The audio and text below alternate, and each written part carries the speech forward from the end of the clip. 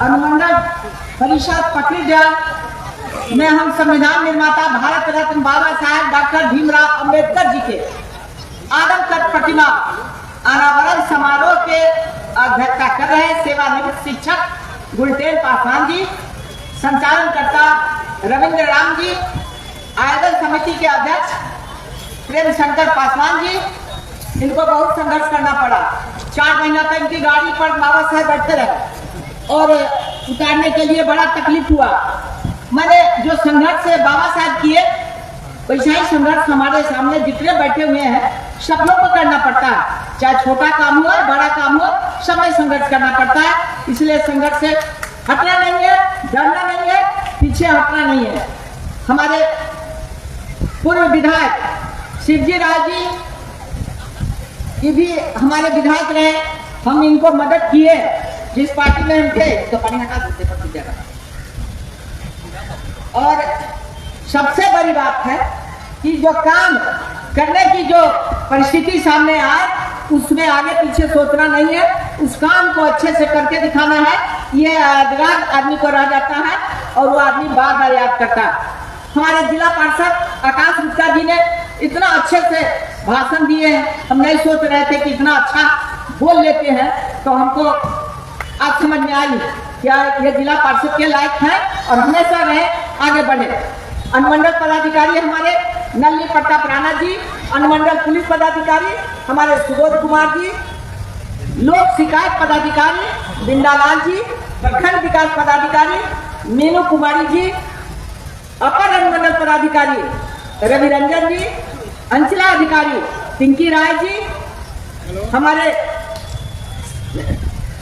श्री चंद्रभूषण जायसवाल जी उपस्थित है मंच पर, हमारे सुरेंद्र बैठा जी, गणेश रानी जी, राजा ठाकुर जी, खूबलाल राम जी, पूर्व पार्षद जितेंद्र पासवान जी, राम नारायण पासवान जी, राजेंद्र पासवान जी, पूर्व नगर पार्षद परूर पासवान जी, योगेंद्र प्रसाद जी, लाल बाबू सानी जी, नितेश साहब जी, वीरेंद्र सिंह जी, अर्जुन सिंह जी, जन बहादुर कुशवाहा जी, राम बहादुर गिरी जी, ओम प्रकाश कुशवाहा जी, परमानंद जी और जितने बच्चे कुछ सब जी, और हमारी माताएं बहने, नवयुवक बच्चे और मीडिया के प्रतिनिधिगण।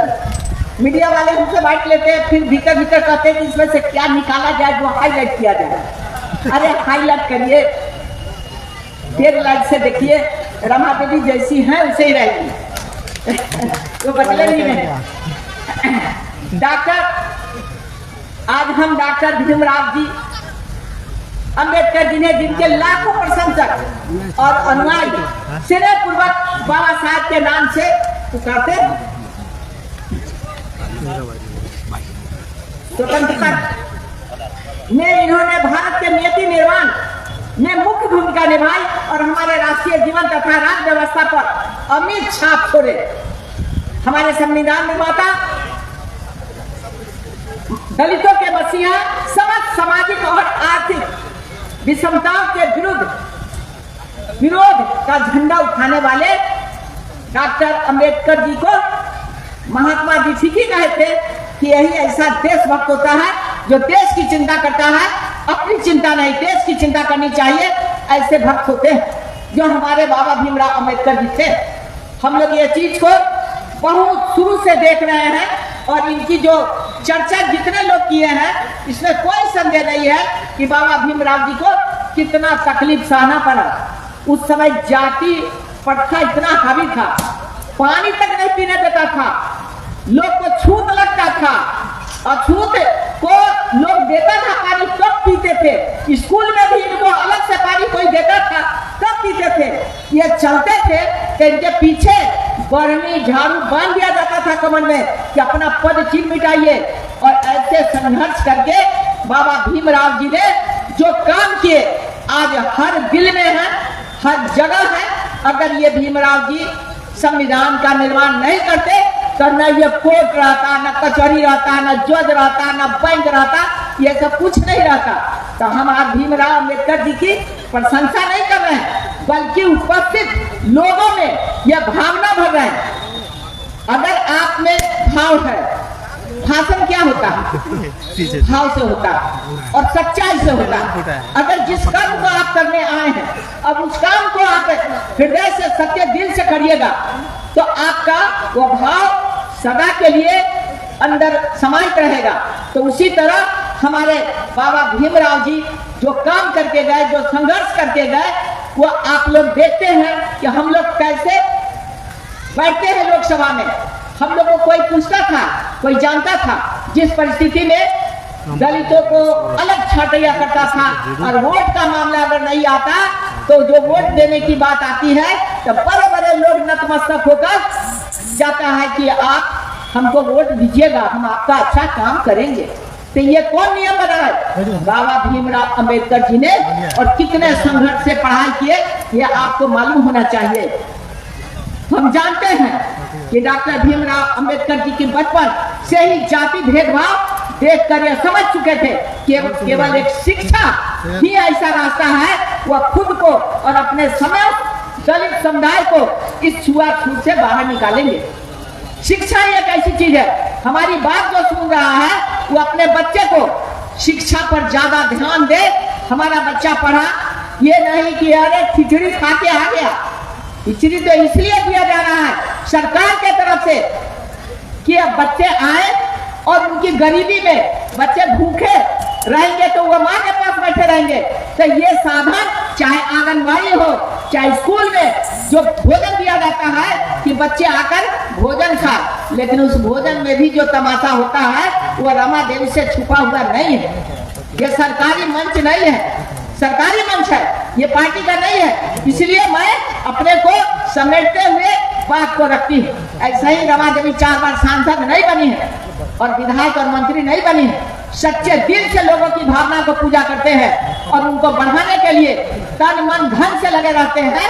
हम लोग ना पीछे पीछे लेकर चलते हैं अपने लोगों को, जो काम करे आगे आए। जिस तरह का काम जो करेगा और जो काम करने वाले को बहुत लोग खिचैया करने लगता है, आगे क्यों बढ़ रहे, आगे क्यों बढ़ रहे। तो हम लोग एक चीज जानते हैं कि हमारे समाज में लोग अगर उन्हें शिक्षा मिल जाए, संगठित हो जाए, और सबसे बड़ा मंत्र है संघर्ष करना। जो आदमी संघर्ष करना छोड़ देता है, उस विषय को लेकर जूझता नहीं है, वो पीछे पिछड़ जाता है, पीछे रह जाता है। अंबेडकर जी को बाबा साहब के नाम से भी जाना जाता है। अंबेडकर जी एक जाने माने राजनेता, समाज सुधारक, एक प्रख्यात अधिवक्ता थे। उन्होंने देश के व्याप्त छुआछूत जाति को मिटाने के लिए अनेक आंदोलन किए। ऐसा नहीं कि घर में बैठे बैठे बाबा बन गए, बहुत आंदोलन किए लोग को जगाने के लिए। उन्होंने अपना पूरा जीवन गरीबों के लिए समर्पित कर दिया और दलित, पिछड़ा एवं शोषित समाज के हक एवं उत्थान की लड़ाई पूरी जिंदगी जिए हैं कि वो कैसे आगे बढ़ेगा। भेदभाव की असमानता को समान करते हुए अम्बेडकर जी ने मुंबई यूनिवर्सिटी से ग्रेजुएशन की डिग्री लिए, उसके बाद एमए किए और अमेरिका में कोलंबिया यूनिवर्सिटी में दाखिला लिया तथा यहीं से पीएचडी की। अब आप कहिएगा कि इतना संघर्ष किए तो इनको पढ़ाई नहीं छोड़ देना चाहिए था, घर में रहते किसी तरह खा लेते। लेकिन होनहार विमान के होते हैं चिकने पार। लोग ने इनको मदद करके विदेश भेजने का काम किया कि इनमें ये योग्यता है, इनको आगे बढ़ाने पर ये आदमी देश के लिए काम करेंगे। ऐसा भावना समाज में लोगों का रहता है, लेकिन उस तरह का निखरते हुए बालक भी चाहिए। काम करने वाला योद्धा उसी पर दाव लगाता है जो बहादुरी से, जो संघर्ष करके आगे बढ़ता है। उसके बाद लंदन के स्कूल ऑफ इकोनॉमिक्स में एमए की डिग्री ले लिए, एमएससी की डिग्री ले लिए, बहुत सारे डिग्री लिए। जितना शिक्षा का ज्ञान होना चाहिए उन्होंने लेते गए। और बाबा साहब विदेश से डॉक्टरेट की डिग्री लेने के बाद पहले भारतीय थे तथा उस समय देश के सबसे अधिक पढ़े लिखे लोगों में से एक थे। सोच लीजिए, तब ना संविधान का रचना किए। हम लोग नहीं कर सकते हैं। उन्होंने इतनी डिग्रियां ली और इतनी जानकारी लिया जो आज जो संविधान है कोई उसमें गलतियां नहीं ढूंढ सकता है। प्रत्येक आदमी संविधान का सम्मान करता है। और बाबा साहब का जीवन काल में जो उपाधियां मिला वो समझिए 26 उपाधियां उन्होंने प्राप्त किया था। 26 उपाधियां। लोग आजकल एमए कर लेता है, एमटेक कर लेता है, कहता हम इंजीनियर बन गए, डॉक्टर बन गए, बहुत बड़ा बन गए। वो नहीं, उन्होंने ज्ञान लेने के लिए घोर मचा लिया अपने और देखा कि जितना शिक्षा है हम ग्रहण करें। पढ़ाई पूरे करके भारत वापसी के बाद 1927 में उन्होंने अपना पहला आंदोलन किया जो पूरी तरह दलित अधिकारों को समर्पित था। वहां से पढ़ाई करने के बाद भी उन्होंने जो आए भारत और जो काम किए तो लोग कहा कि ये गरीब के नेता है, ये दलित के नेता है। नो, सभी के नेता थे, सभी को मुफ्त में जो वकालत करते थे तो उसमें उन लोगों का सहयोग करते थे। निर्धनों के बैरिस्टर के नाम से जाने जाते थे। 1936 में अंबेडकर ने इंडिया पेरेंट लेबर पार्टी का स्थापना की, जिसने बाद में केंद्रीय विधानसभा चुनाव लड़ा और 15 सीट जीते। तब जो कहता है कि हम हार गए, हारते ऐसे नहीं। इन्होंने निर्दलीय ऐसे इंडिपेंडेंट पार्टी में खड़ा करके अपना 15 सीट जीत लिए। कितने इनमें सोच था, इतने लोगों को मदद करने की लालसा थी, आगे बढ़ाने की लालसा थी, तो इन्होंने ऐसा काम किया। 1941 से 1945 के बीच उन्होंने थॉट्स इन पाकिस्तान जैसी कई किताबें प्रकाशित की। इस किताब ने मुसलमानों के लिए अलग देश बनाने की मांग को पुरजोर विरोध किया। जो हमारे आज प्रधानमंत्री कह रहे हैं कि टुकड़ा टुकड़ा नहीं करना है, हम एक देश, एक झंडा, एक संविधान, एक विधान रहे, ऐसा काम होना चाहिए। अब पूरे देश के बिना टूटे फिर देखना चाहते थे, इसलिए उन्होंने उन नेताओं की नीतियों की कड़ी आलोचना किया जो भारत को विभाजित करना चाहते थे। आपको वल्लभ भाई पटेल जी की भी बात याद होगी। यहाँ बहुत विद्वान आदमी बैठे हुए हैं, कैसे कैसे लोग जागरूक आदमी को, आगे बढ़ने वाले को किस तरह पीछे ढकेलता है और किस तरह की जो काम हुआ है, इससे आप लोग वंचित हुए हैं। ये समय का पुकार है जो बाबा साहब का मूर्ति लगाकर हम लोग जगाने का काम करते हैं। हम लोग उनके संविधान को आगे से लिखे हैं, उस पर चलने का काम करते हैं कि हमारे बच्चे जो अशिक्षित है उनको कैसे हम आगे लेकर चले।